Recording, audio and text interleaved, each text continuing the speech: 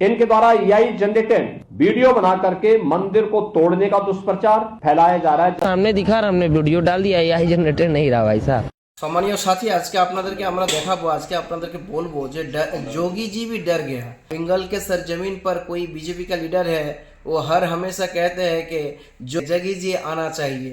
ठीक है, बिल्कुल सही बात है, लेकिन एक तो बात यह है, आज के तारीख में उत्तर प्रदेश के सरजमीन पर जोगी जी खुद डर गया। ওইখানে যত মন্দির ছিল, বেশিরভাগ নদীর তীরে যে মন্দিরগুলো প্রাচীন 500 বছরের মন্দির, 700 বছরের পুরনো মন্দির, মোগল আমলের পুরনো মন্দির, সেগুলোকে কিন্তু একদম ধ্বংস করে দিয়েছে। যখন বাইরে আসছে, তখন একটা শ্রেণীর লোক কী করেছে, মুখ্যমন্ত্রীকে দেখিয়েছে। যখন এটা বাইরে এসেছে, সঙ্গে সঙ্গে কী করলো, এটাকে তারা এআই জেনারেট বলে উল্লেখ করে দিল। কে না যোগী জি।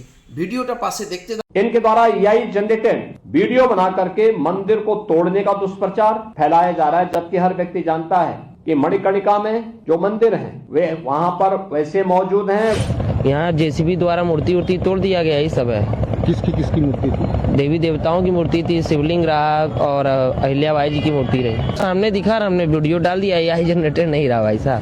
দেখুন, এখানে আপনারা পরিষ্কার দেখতে পেলেন যে যোগীজি তার স্টাইলে যে কথাবার্তা বলছে, সে সঙ্গে সঙ্গে কি করলো জানেন তো, মণিকর্ণিকা মামলায় এফআইআর দায়ের করলো। সেখানে প্রায় 8 জনের বিরুদ্ধে এফআইআর করলো এবং পূর্বতন টুইটার যেটা এক্স হ্যান্ডেল রয়েছে তার বিরুদ্ধে সে এফআইআর দায়ের করলো। কারা?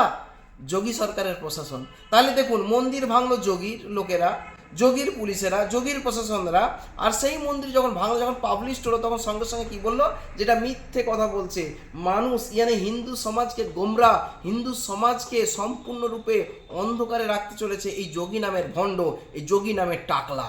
আপনারা জানুন, আরও একটি কথা এর সঙ্গে ইনক্লুডিং করে রাখি, যে 8 জনকে গ্রেপ্তার করলো, 8 জনকে গ্রেপ্তার করেছে, সেই 8 জনের মধ্যে এখনো পর্যন্ত কিন্তু কারো জামিন হয়নি। আবার এই ভণ্ডযোগী কী করেছে, বাড়িতে নাকি নামাজ পড়লে শান্তি বিনষ্ট হয়, বাড়িতে নামাজ পড়লে শান্তি বিনষ্ট হয়, যার কারণে 12 জনকে গ্রেপ্তার করলো যোগীর পুলিশ। কি না, বাড়িতে নামাজ পড়ছো যার কারণে শান্তি বিনষ্ট হচ্ছে বলে 12 জনকে গ্রেপ্তার করে নিয়েছে। যদিও আদালত সেই তাদেরকে জামিনে মঞ্জুর করা হয়েছে, জামিনে তাদেরকে ছাড় দিয়েছে। আমরা আপনাদেরকে জানাতে চাই, শুধু ভারতবাসীকে, প্রতিটি হিন্দুস্তানিদেরকে আমরা বলতে চাই যে এই রকম সরকার থেকে আপনারা মুখ ফিরিয়ে নেন, এই রকম সরকারকে আপনারা পতন ডেকে আনুন। কারণ এই সরকার যদি দিনের পর দিন থাকে, আপনার আমার ভারতের অবস্থা, ভারতের ভবিষ্যৎ চিরতরে অন্ধকারে বিলুপ্ত হয়ে যাবে।